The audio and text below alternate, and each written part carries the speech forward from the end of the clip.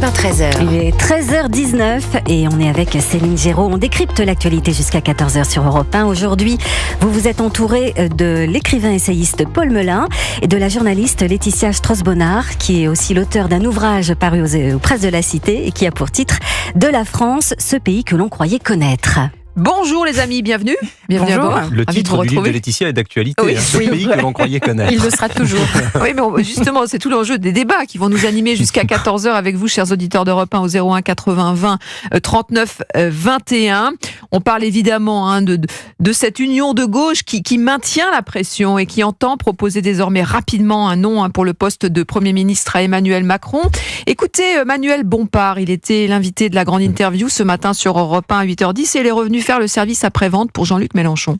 Je pense que Jean-Luc Mélenchon, il a des atouts pour pouvoir exercer cette fonction. Il est en adéquation avec le programme que nous avons défendu dans ces élections, parce que c'est ça qui est important de dire.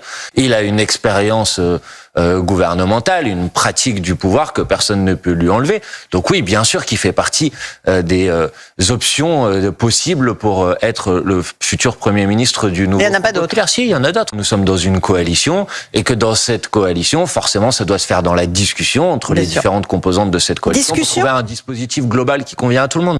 Voilà, discussion, tractation, sans compromis, sans concession. Et le nom de Jean-Luc Mélenchon, ça rime, qui revient systématiquement. Oui. On a la sensation quand même, c'est LFI qui pilote là. C'est une bonne sensation.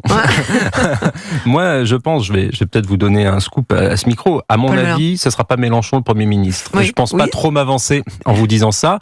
Que le Premier ministre, soit issu de la gauche, c'est possible. Mais si jamais cette coalition devait voir le jour, je pense qu'elle verrait le jour autour d'un pôle social-démocrate de centre-gauche. Parce qu'il faut faire l'union, il faut rassembler.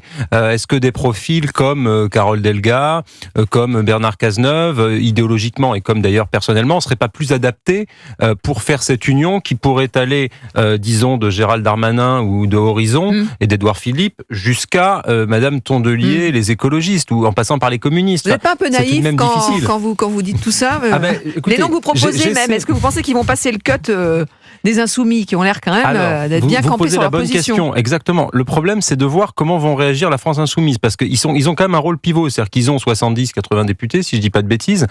C'est beaucoup et c'est pas beaucoup à la fois. C'est pas beaucoup parce qu'effectivement, avec ça, on fait pas une majorité. Donc Jean-Luc Mélenchon qui s'arroge la victoire dès 20h09 en expliquant que c'est le triomphe de l'avenir en commun, de la France Insoumise, etc. Il se fourvoie complètement. Et 70 députés, c'est pas avec ça qu'on est Premier ministre. Par contre, c'est une minorité de blocage vis-à-vis de la gauche. Oui. Donc si jamais il veut déranger ce pôle social-démocrate qui se construirait autour du Parti socialiste, il peut le faire. Donc il faudrait que le Parti socialiste ou que les écologistes ou que les communistes négocient avec LFI un accord de non-agression, si je puis dire, pour pas qu'ils votent la censure à ce futur gouvernement de coalition et qu'ils les laissent tranquilles, moyennant peut-être une négociation avec eux. Après, pour moi, négocier avec la France Insoumise, ça me paraît compliqué parce que j'étais de ceux qui disaient cordon sanitaire avec la France Insoumise. Mais bon, le chemin faisant, je pense qu'ils vont être obligés de faire ça. Virginie Strauss-Bonnard. Le problème de LFI, c'est que LFI a beaucoup trop de culot. Pardonnez-moi Laetitia, je vous appelle Virginie, je ne sais pas pourquoi. C'est moi. Non, c'est bien vous Laetitia, pardon, ça m'arrive tout le temps. Oui, alors LFI a quand même un énorme culot, je trouve, de vouloir s'imposer ainsi parce que ce parti n'est pas majoritaire et le nouveau Front Populaire ne l'est pas non plus, au sens où il n'a pas la majorité absolue. Et oui, s'il formait à lui seul un gouvernement, eh bien, il pourrait très vite se voir opposer une motion de censure. Donc, j'ai l'impression qu'il y a une... Vous êtes surpris que LFI ait du culot, quand même? Alors, absolument pas.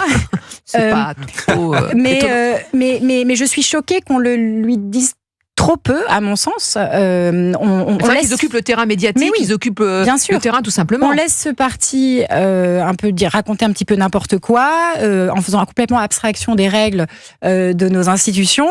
Je ne sais pas si vous avez suivi les débats au soir du deuxième tour, sûr. Mais alors il ne manquait pas d'humour quand même, les députés LFI, puisque certains expliquaient par exemple que le gouvernement pourrait tout à fait gouverner par décret. Alors que quand même, on a entendu Jean-Luc Mélenchon pendant très longtemps expliquer qu'Emmanuel Macron était un dictateur, puisqu'il osait utiliser le 49.3 ou les ordonnances. D'ailleurs, Yael Braun-Pivet en a reparlé ce matin en disant qu'ils vont abuser du 49.3 et derrière, ils ont dit, mais ils n'ont pas arrêté d'en passer pendant tout leur quinquennat. c'est le décret. C'est-à-dire que le Parlement, Oui, on s'en fiche. Donc, il ne manque pas d'humour ou pas de culot, comme je l'ai dit tout à l'heure. Moi, je suis déjà un petit peu choquée de cette prise de position. Ça montre aussi qu'on est quand même très loin d'une vraie coalition, parce que pour qu'il y ait coalition, il faut qu'il y ait respect mutuel, et il faut aussi qu'on ait envie de s'allier. Or, la France insoumise ne fonctionne absolument pas comme ça. La France insoumise fonctionne par le clash, par le clivage, par le conflit. Mais je pense qu'elle le paiera à la fin, parce que si on veut être pragmatique, et si on veut avoir une chance de faire partie du gouvernement à gauche, on a quand même plus intérêt à se tourner vers le centre. Mais LFI est pas un parti de gouvernement au sens que vous décrivez là, je suis d'accord. Et effectivement, le grand paradoxe de la France insoumise, c'est que ce sont des gens qui nous parlent depuis des années de la 6e République, de la démocratie, de leviers parfois même de démocratie directe, que moi j'y suis plutôt favorable à des leviers de démocratie directe. Moi aussi, ils sont sur vraiment, ce sont les plus grands démocrates quand ils sont dans l'opposition, mais alors quand ils sont au seuil du pouvoir, ou en tout cas le croient-ils, eh bien là, bizarrement, ils vont nous dire on va gouverner par ordonnance, 49.3, la République c'est moi, comme disait Jean-Luc Mélenchon. Donc il y a quand même un paradoxe, il suffit de voir le fonctionnement interne de la France insoumise, c'est le roi soleil, Jean-Luc Mélenchon, à la France insoumise. Tout le monde lui obéit au doigt et à l'œil, donc c'est un peu inquiétant pour des démocrates. Je vous propose d'écouter maintenant Marine Tondelier, qui elle aussi, finalement, a assez occupé a pris un peu la lumière, on peut le dire, hein, dans l'entre-deux tours, et elle s'est exprimée à propos justement de la temporalité, à propos de ce Premier ministre. Écoutez. Je me pose pas la question de avec qui, mais de pourquoi faire. Je pense que quand on additionne les électeurs, nos électeurs du Nouveau Front Populaire, mais aussi beaucoup d'électeurs qui n'ont pas voté pour nous, et certains aussi qui n'ont pas voté du tout.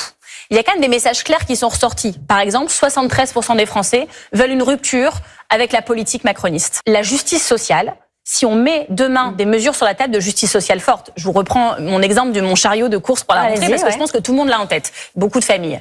Bon, on va mettre ça sur la table en disant on fait ça. Je pense que chacun va prendre ses responsabilités. Voilà. Dans l'hémicycle, qui va dire non, moi je vote contre ça. Je pense que les Français veulent pas ça.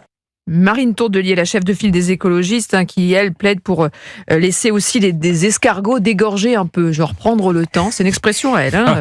C'est très écolo. Elle dit on est dans une situation politique inédite. Voilà, elle prend la parole aussi pour dire voilà, pas d'affolement, il faut rester serein, mais voilà, on n'est pas sur les mêmes de style de ambiance, quoi. Et est-ce que vous avez compris ce qu'elle voulait dire? Parce que moi, non. Non, c'est pas clair. En fait, je trouve que c'est quelqu'un qui ne parle pas très clairement. Et quand c'est flou. Il parle assez mal, d'ailleurs. Et ça, personnellement, ça me gêne comme citoyenne, puisque j'aimerais que mes élus, même si je n'ai pas voté pour eux, soient dans ce qu'elle dit, elle dit peu importe le casting, bonne qualité. Ce qui compte, c'est comment.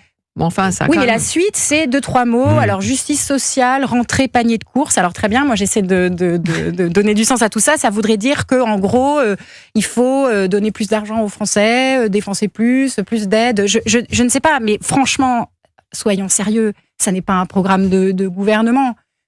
Non, mais il y a quand même un point sur lequel on peut lui donner raison, c'est sur le pouvoir d'achat. C'est-à-dire que là, une des raisons du vote de dimanche, il y a le barrage au Rassemblement national qui a bien marché. Mais il y a aussi, et c'était d'ailleurs une des raisons du vote RN, paradoxalement, une aspiration à la justice sociale, une aspiration au pouvoir d'achat pour les Français. C'est pas forcément la même chose. La réflexion sur le prix du gaz et sur l'électricité, vous vous souvenez, on a eu quand même des mois dans lesquels le budget des ménages a été très contraint et beaucoup de Français nous ont envoyé quand même un message.